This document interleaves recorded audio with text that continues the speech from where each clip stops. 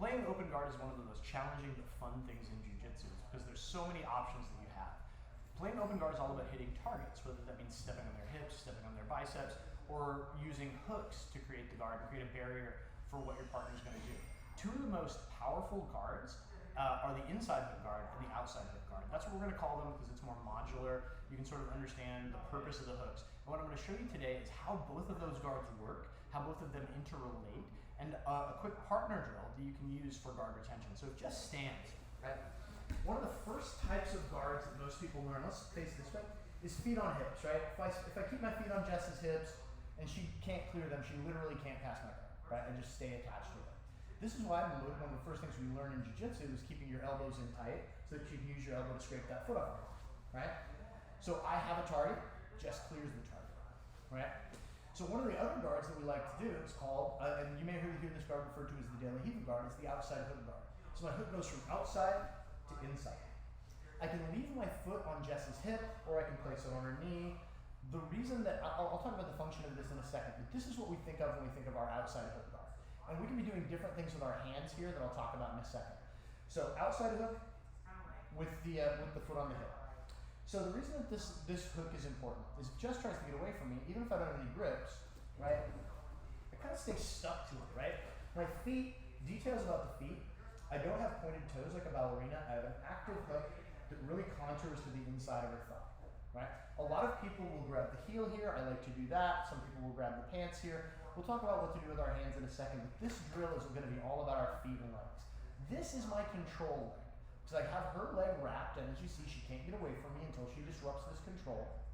This is my attack leg, because I can step and make her step. I can do things like shooting triangles, arm bars. This is the or trip her with trip sweeps like the tripod sweep or the sickle sweep.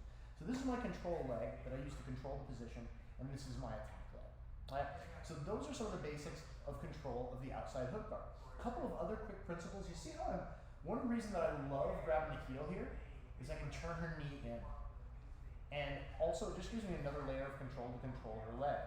The reason that that's important, if I'm in my position, I want her knee facing in, because if Jess is passing and she turns her knee out, suddenly, if I try and recover that hook, it's really hard. And even if I can get it, it's going to be painful on my foot. It's going to be easier for her to disrupt it. So you see what she did there? All she does is she turns her knee out, kicks her leg straight, boom, suddenly the hook's gone, right? So that's one of the most important principles to understand. So we have an active hook, and we're going to try to keep her knee from turning in. We can also then be playing with her base like this. So those are some of the basic principles of the outside hook guard. But like I mentioned, open guard is all about transitions and about being able to deal with your targets being disrupted. So what if Jess is able to clear that hook? Or what if Jess takes my out? A lot of times people will know this foot's a threat to them, so they'll stuff it down. So now what I'm going to do is I'm going to turn my hips, and I'm going to have an inside hook. As you see, this is why we call it the outside hook guard versus the inside hook guard, right? With the outside hook, my outside foot comes in. With the inside hook, my inside hook goes out. But I'm making the same style of hook on the inside of her thigh. My other leg, and people will do different things with this, right? We can step on biceps too.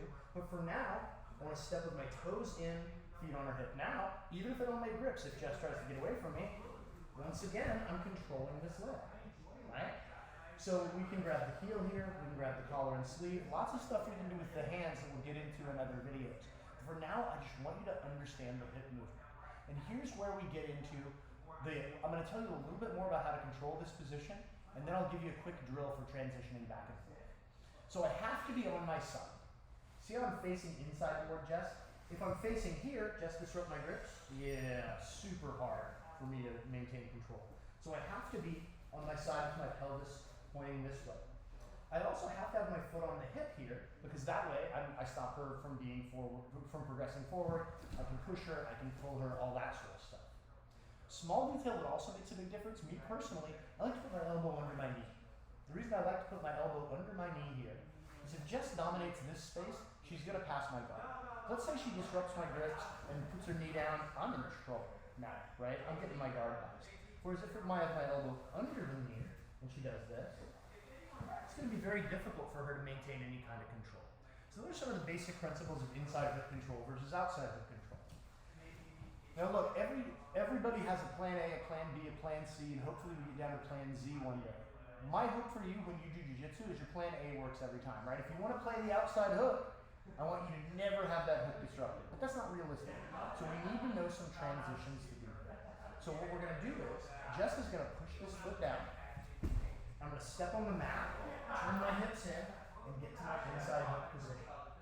Now, Jess is going to, now I want to learn how to transition back to the outside hook, right? We want to be stable and solid in both places. So one of two things is going to happen. Either Jess is going to use her elbow to come inside and clear my hook. Bad for me.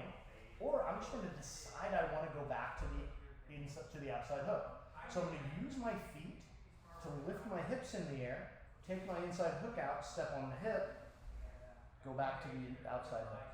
Important to get your hips off the mat because that diminishes friction. It's also just a good practice in learning to use your hips and core and base in jiu-jitsu. So once again, Jess is going to stuff my foot. I'm going to switch. Jess is going to clear this off the hip. I'm going to switch back. Jess is going to stuff my foot. I'm going to switch. Jess is going to clear the foot off the hip. I'm going to switch back. And again, this is going to be a really good drill for both partners because it's very important for Jess as a guard passer to learn how to disrupt the connection I have to her body, whether that means scraping the foot off the hip or clearing the attacking leg. And it's very important for you to know that when the guard passer does that, here's how we transition.